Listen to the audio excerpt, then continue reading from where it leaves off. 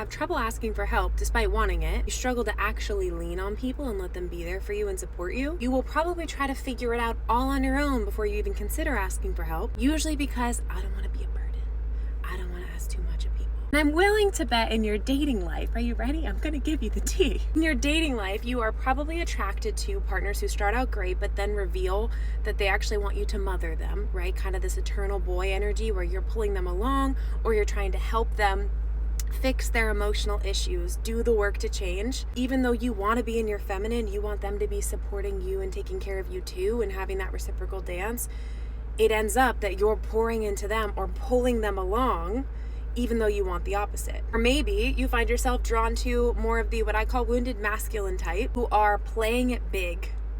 They seem confident, they seem put together, they seem like they have direction, which appeals to you because of your like-mindedness with ambition, but eventually he becomes overbearing and controlling or lacks emotional intelligence or depth or can't be there emotionally. And then you find yourself with a different type of man trying to say, I'll be the one to get him to open up.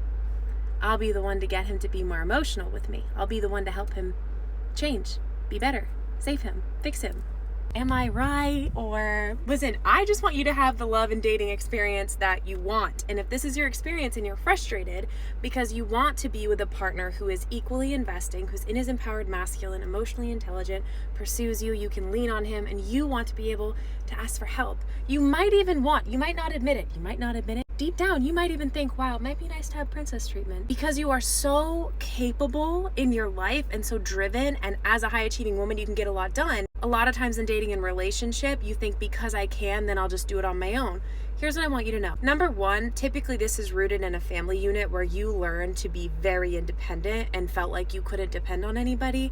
And or I see this really commonly, you had typically a mother who was adamant that you learn how to do things for yourself. Usually because the generational change was feminism was happening as she was being raised, and she wanted you to have your best chance at creating a life you love, which is amazing. But it might have taught you to be hyper independent and that you can only rely on yourself and not be able to ask for help. And because you're so capable, when you're dating and partners have issues or things they want to work on, if you have the skill set, you're like, I'll help them. I'll do this, right? Not realizing that there's actually attachment wounds and emotional wounds underneath that are driving you to do that. Because what you actually want is a partner who meets you eye to eye. One of my clients, I'll call her client A, had a history of being in these situations where she was constantly trying to pull along, change, fix partners. They usually started out confident and great, but then it shifted into her taking care of them and trying to get them to do the work. And because she knew so much about psychology and she'd already been to therapy, maybe you know someone like her, she felt like, well, they can just get it. They'll just get it eventually, only they didn't. And then it would bleed her dry, and she would feel resentful toward men and toward dating and make up this story like, what's wrong with me?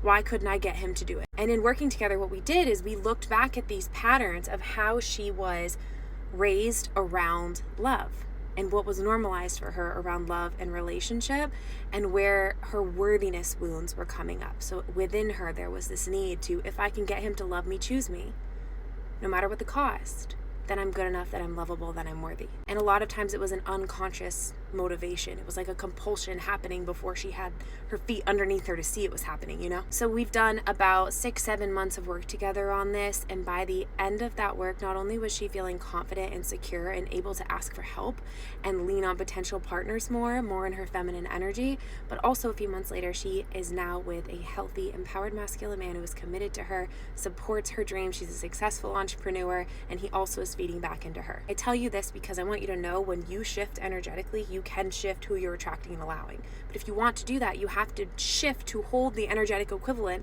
of a woman who can hold that kind of partnership.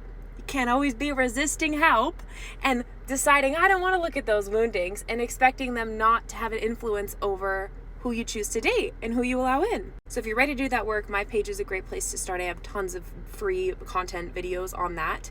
As well as on Instagram. I do daily stories on things like this almost every day. Let me know in the comments what came up for you with this.